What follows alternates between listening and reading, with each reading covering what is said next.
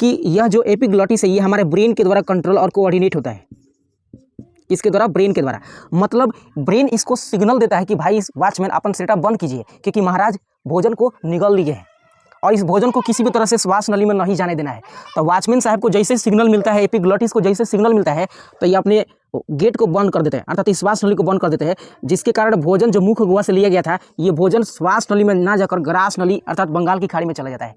तो दोस्तों, हम मानव में पाचन तंत्र की क्रिया के बारे में पढ़ रहे थे, जिसमें हमने आपको दांत के पूर्ण स्ट्रक्चर के बारे में बता दिया था और बताया था कि मुख गुहा जो होता है सबसे पहला भाग होता है, जिसमें 3 संरचनाएं दांत, जीभ और लार ग्रंथि पाई जाती है, जिसमें हमने दांत के बारे में पूरा स्ट्रक्चर पढ़ा दिया था और आज हम लोग जीभ और लार ग्रंथि के बारे में समझने वाले हैं। सो आइए शुरू करते हैं। देखिए, अगर हम जीभ की बात करें तो जीभ एक सेंस ऑर्गन है। क्या है? सेंस ऑर्गन है। दोस्तों, हमारे शरीर में सेंस ऑर्गन की संख्या कितना होता है? 5 होता है, जिसको आप नीड्स के थ्रू याद कर सकते हैं। एन से नोज होता है, आई से ईयर, ई से आई होता है, टी से टोंग और एस से स्किन होता है। हम टोंग की बात करते हैं। टोंग मतलब होता है जीभ। जीभ एक सेंस ऑर्गन है, मतलब अगर हम किसी भोजन को कड़वा या तीता, किसी भी तरह के भोजन को ग्रहण कर रहे हैं, तो वैसे सिचुएशन में ये जो जीभ है ना, ये उस भोजन के स्वाद के जानकारी प्राप्त कराता है। मतलब अगर ज़्यादा तीता हो तो हमको तीता एहसास कराता है, या किसी भी तरह की चीज़ें जो होता है ना, वो जीभ ही क्या कराता है? तो सेंस कराता है। तो दोस्तों, अगर जीभ की बात करें तो जीभ आखिर भोजन को सेंस क्यों कराता है? क्योंकि जीभ के ऊपर छोटे छोटे कलिकाएं पाई जाती है, जिन कलिकाओं को हम स्वाद कलिका कहते हैं। क्या कहते हैं? स्वाद कलिका। दोस्तों, स्वाद कलिकाओं की संख्या हमारे जीभ पर अधिक हो तो हमें उतना ही चटपटे चीज़ खाने का मन करता है। अगर देखा जाए साइंस के अकॉर्डिंग, तो स्वाद कलिकाओं की संख्या फीमेल के जीभ पर ज़्यादा होता है। किसके जीभ पर? फीमेल, यानी महिलाओं के जीभ पर सबसे ज़्यादा स्वाद कलिकाओं की संख्या पाई जाती है। तो अगर स्वाद कलिकाओं की संख्या महिलाओं के जीभ पर ज़्यादा पाई जाती है, तो इसका मतलब यह है कि उन्हें बहुत ज़्यादा चटपटा चीज़ें खाने को मन करता होगा। ये रियलिटी है, कोई इसमें दो राय नहीं है, ठीक है। क्योंकि साइंटिफिकली समझिएगा तो ये स्वाद कलिकाओं की संख्या रिसर्च के अनुसार पाया गया है कि फीमेल के जीभ पर सबसे ज़्यादा होता है, जबकि यही मेल के ऊपर नहीं होता है, ठीक है। तो ये कहानी आप याद रखिएगा। अगर हम लार ग्रंथि की बात करें तो हमारे मुख गुहा में 3 जोड़ी लार ग्रंथि पाई जाती है। कितनी जोड़ी? 3 जोड़ी, जिसमें सबसे पहला होता है पैरोटिड, दूसरा होता है सबलिंगुअल लार ग्रंथि, और तीसरा जो होता है उसका नाम है सबमैंडिब्यूलर, ठीक है। तो ये 3 जोड़ी हमारे मुख गुहा में क्या होता है? तो लार ग्रंथि पाई जाती है। ये सब जोड़ा में होते हैं, अर्थात दूध होता है, ठीक है। अगर हम पैरोटिड ग्रंथि की बात करें, पैरोटिड लार ग्रंथि की, तो ये मानव के अंदर सबसे बड़ी ग्रंथि है, लार ग्रंथि है, ठीक है, सबसे बड़ी, ठीक है। तो याद रखिएगा दोस्तों, ये मानव के अंदर सबसे बड़ी लार सलाइवरी ग्लैंड है, न कि सबसे बड़ी ग्रंथि ये है यकृत है। अगर लार ग्रंथि कहेगा तभी पैरोटिड ग्रंथि सबसे बड़ी ग्रंथि है, नहीं तो यकृत हमारे शरीर में सबसे बड़ी ग्रंथि होती है। अगर इसके हम पोजीशन की बात करें तो पैरोटिड ग्रंथि जो है ये हमारे कान के पास पाई जाती है, ठीक है। जोड़ा में 2 होता है, तो दोनों कान के पास, अर्थात ये यहाँ पे इस पोजीशन पर ये ग्रंथि पाई जाती है जो सबसे बड़ी है, ठीक है। सबलिंगुअल लार ग्रंथि की बात करें तो ये हमारे जीभ के नीचे पाया जाता है। किसके नीचे? जीभ के नीचे। और तीसरा जो होता है सबमैंडिबुलर, तो ये ग्रंथि जो है ना, ये जबड़े के नीचे पाई जाती है, ठीक है। सब जोड़ा में होती हैं। अब देखिएगा, हम करें कि जो ये लार ग्रंथि है ना, इन तीनों ग्रंथियों से सलाइवा बनेगा। सलाइवा यानी लार, जो इस मुख गुहा में निगले गए भोजन को चिपचिपा और मुलायम बना देता है, ताकि निगलने में अर्थात घोटने में कोई दिक्कत नहीं हो, ठीक है। मतलब अगर लार बनना बंद हो जाए, हमारे मुख गुहा में जो लार ग्रंथि है ये लार बनाना बंद कर दे, तो ऐसे सिचुएशन में भोजन बहुत हार्ड होगा, कठोर होगा, जो निगलने में घोटने में काफ़ी दिक्कत होगा। सो इसलिए हमारे मुख गुहा में लार ग्रंथि ऑलरेडी अवेलेबल होती है, ठीक है, जो लार बनाकर और भोजन को चिपचिपा मुलायम बना देती है। यही नहीं, और भी काम करती है लार ग्रंथि द्वारा। देखिए, लार ग्रंथि के द्वारा जितने भी लार स्रावित होते हैं उन सब में मुख्य रूप से कुछ एंजाइम होते हैं। क्या होते हैं? एंजाइम। जैसे एमाइलेज होता है, जो स्टार्च को शुगर में तोड़ देता है। किसमें? जो स्टार्च को शुगर यानी शर्करा में तोड़ देता है, ठीक है। इसके अलावा एक और एंजाइम होता है जिसका नाम है टाइलिन, ठीक है, क्या नाम है, टाइलिन, जो भोजन को मुलायम बनाता है। क्या बनाता है, मुलायम। अब हम जानते हैं कि भोजन जब तक मुलायम नहीं होगा तब तक निगलने में दिक्कत होगा, इसलिए टाइलिन जो है ना ये लार ग्रंथि के द्वारा निकलता है, जो भोजन को मुलायम बना देता है। इसके अलावा सबसे जरूरी एक और सबसे जरूरी एंजाइम निकलता है जिसका नाम है लाइसोजाइम।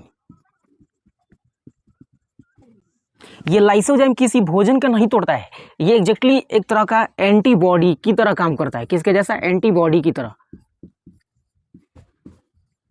यानी जब हमारे भोजन में किसी भी तरह के कोई विषाणु या जीवाणु मौजूद होते हैं तो उन्हें दौड़ा कर मारता है कौन, लाइसोजाइम।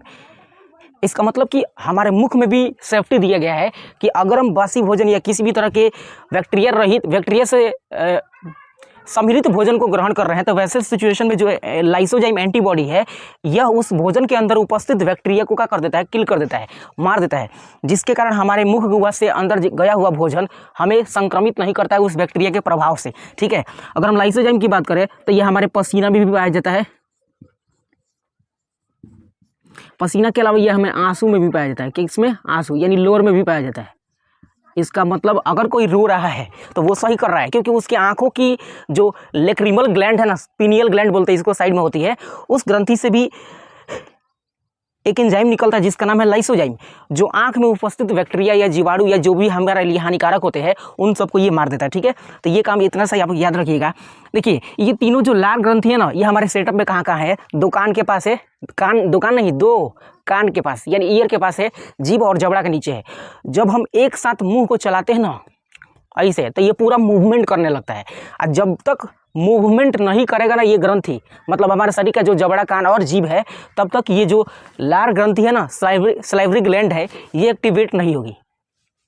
और जब तक एक्टिवेट नहीं होगी तब तक हमारे लिए क्या नहीं बनेगा, तो ये लार नहीं बनेगा, और भोजन में उपस्थित जितने भी कुछ प्रोटीन्स या वसा है उनको तोड़ने के लिए जो एंजाइम की आवश्यकता है वो नहीं आ पाएगा। ठीक है, और तब देखिए कितना बढ़िया सेटअप है कि जब भी हम मुंह चलाना शुरू करते हैं काउर तो ऐसे सिचुएशन में हमारे शरीर की जो लार ग्रंथि है ये एक्टिवेट हो जाती है और उनसे लार स्रावित होना शुरू हो जाता है। लेकिन जब हम कभी खामोश बैठ जाते हैं या सो जाते हैं तो ऐसे कंडीशन में इस शरीर का जो पार्टिकल्स है ना, यानी जबड़ा या कान हो गया, ये सब मूवमेंट करना बंद कर देता है, जिस वजह से ये लार ग्रंथि एक्टिवेट नहीं हो पाती है और सोए हुए अवस्था में या चुप रहने हुए अवस्था में लार बनना बंद हो जाता है। ठीक है, जिससे थोड़ा गला सूखने जैसे समस्या आ जाती है। ठीक है, तो याद रखिएगा। तो ये लार ग्रंथि एक्टिवेट कब होगी, जब हम मूवमेंट कराएंगे अपने शरीर नहीं। तो यहाँ तक की कहानी समझ में आया होगा। अब देखिए आगे, जब भोजन में लार मिक्स हो जाएगा तो भोजन हो जाएगा, जब भोजन में लार मिक्स हो जाएगा तो भोजन कैसा हो जाएगा, मुलायम, और भोजन आगे की ओर गति करेगा। लेकिन इसके अंदर लोचा है कि सर इसमें तो दो द्वार होते हैं, मतलब मुख गुहा से लिया गया भोजन आगे निगल द्वार वाला क्षेत्र में आएगा, और निगल द्वार के अंदर दो द्वार है, एक है अरब सागर, दूसरा है बंगाल की खाड़ी। तो अब किस सागर में ये भोजन जाएगा ये तो डिसाइड करना पड़ेगा ना जी, क्योंकि पाचन की क्रिया हम जानते हैं कि आमाशय में होता है। तो हम ये भी जानते हैं कि ग्रास नली का कनेक्शन आमाशय से होता है। किससे होता है, आमाशय से होता है। ठीक है, और श्वास नली का कनेक्शन किससे होता है, तो फेफड़ा यानी लंग्स से होता है। ठीक है, लेकिन अब देखिएगा ध्यान से, यानी मुख गुहा द्वारा लिया गया भोजन जाहिर सी बात है कि इस नली के माध्यम से आएगा, यहाँ तक आएगा। ठीक है, यहाँ तक आ गया तो अब करें कि सर या तो वो भोजन ग्रास नली में जाएगा, नहीं तो किस में जाएगा, श्वास नली में। लेकिन दोनों में से किसी एक ही में जाता है। तो जाता तो ग्रास नली में है, लेकिन सर ये गेट जो है यहाँ पे देखिएगा, ये गेट तो खुला हुआ है, तो इस गेट को बंद करने के लिए यहाँ पे एक वॉचमैन की तरह काम करता है। वॉचमैन ये है, जिस वॉचमैन का नाम है एपिग्लॉटिस। इसका काम क्या है कि यह जो एपिग्लॉटिस है ये हमारे ब्रेन के द्वारा कंट्रोल और कोऑर्डिनेट होता है। किसके द्वारा, ब्रेन के द्वारा। मतलब ब्रेन इसको सिग्नल देता है कि भाई इस वॉचमैन अपन सेटअप बंद कीजिए, क्योंकि महाराज भोजन को निगल लिए हैं और इस भोजन को किसी भी तरह से श्वास नली में नहीं जाने देना है। तो वॉचमैन साहब को जैसे सिग्नल मिलता है, एपिग्लॉटिस को जैसे सिग्नल मिलता है, तो ये अपने गेट को बंद कर देते हैं, अर्थात श्वास नली को बंद कर देते हैं, जिसके कारण भोजन जो मुख गुहा से लिया गया था ये भोजन श्वास नली में ना जाकर ग्रास नली अर्थात बंगाल की खाड़ी में चला जाता है। इसका मतलब कि सर इसमें ना वॉचमैन का काफ़ी ज़रूरी योगदान होता है। कभी कभी देखिएगा ना कि हम किसी के ख्याल में खोए रहते हैं, तो ऐसे सिचुएशन में दिमाग भी खोया रहता है और दिमाग सिग्नल नहीं देता है इस वॉचमैन को कि वॉचमैन साहब बंद कीजिए श्वास नली को। ना तो जैसे भोजन श्वास नली में गया तो फेफड़े में जाएगा और फेफड़ा के नीचे होता है डायफ्राम, मारेगा, भूकंप ला देगा सीधे अंदर से। इसलिए वॉचमैन हमेशा एक्टिवेट रहते कि जल्दी इसको सिग्नल दे ताकि ये श्वास नली को बंद कर दे। कभी कभी आप देखिएगा कि जो सिगरेट स्मोकर्स होते हैं, अर्थात सिगरेट पीने वाले चाहे पीने वाली, वो मुख के द्वारा तो खींचते हैं लेकिन वो धुआं को नाक के द्वारा कैसे निकालते हैं, तो उसका भी कनेक्शन यहीं पे है। अब देखिए, मुख के द्वारा कि कोई व्यक्ति धुआं लिया था अंदर की तरफ, ठीक है, यहाँ तक तो आ जाएगा, जाहिर सी बात है ना। और हम जानते हैं कि श्वास नली का कनेक्शन जब फेफड़ा से, तो फेफड़ा के अंदर जाहिर सी बात है बहुत सारे गैसेस होंगे, तो अंदर की तरफ जब वो धुआं खींचता है ना, तो अंदर से फेफड़ा से प्रेशर लेके दाबता है, जिससे कि फेफड़ा के अंदर से जो ऑक्सीजन या गैस है, वो गैस हवा या धुआं जो है उसके ऊपर प्रेशर डालता है। यहाँ से निकलेगा गैस, ठीक है, यानी फेफड़ा से निकलेगा गैस, और यहाँ पे जो धुआं है ना उसको और दाबेगा, जोर से प्रेशर डालेगा। अब प्रेशर डालेगा तो वो धुआं कुछ इस मार्ग से निकल कर और नासा छिद्र से बाहर निकल जाता है। तो ये लोचा होता है किस चीज़ के बारे में, तो पीते हैं मुंह से, निकालते हैं नाक से, इसका मतलब ये है, ठीक है। तो कहीं ना कहीं ये एपिग्लॉटिस ही जिम्मेवार है, क्योंकि वो ढक्कन थोड़ा सा होल होता है जिसके कारण वो गैस को पास होने देता है, और जब गैस पास होता है तो यहाँ पे जो धुआं है, धुआं के कण को वो ढकेल देता है, जिससे नाक में बाहर निकलता है। तो याद रखिएगा। तो ये सिंपल से कहानी थी, आई होप आपको समझ में आया होगा। तो दोस्तों, हमने मुख गुहा के अंदर जितनी भी संरचनाएं थी, जीभ, दांत और लार ग्रंथि, इस सब के बारे में पढ़ लिया। और अगले वीडियो में हम लोग ना आमाशय के अंदर जो भी स्ट्रक्चर है उसके अंदर कैसे पाचन की क्रिया पूर्ण होती है, कैसे हाइड्रोक्लोरिक अम्ल के प्रभाव में हमारा आमाशय नहीं जलता है, ये कहानी नेक्स्ट वीडियो में पढ़ेंगे। सो आज के सेशन में इतना ही रहने देते हैं और मिलते हैं किसी अदर वीडियो में। तब तक के लिए टेक केयर ऑफ योरसेल्फ।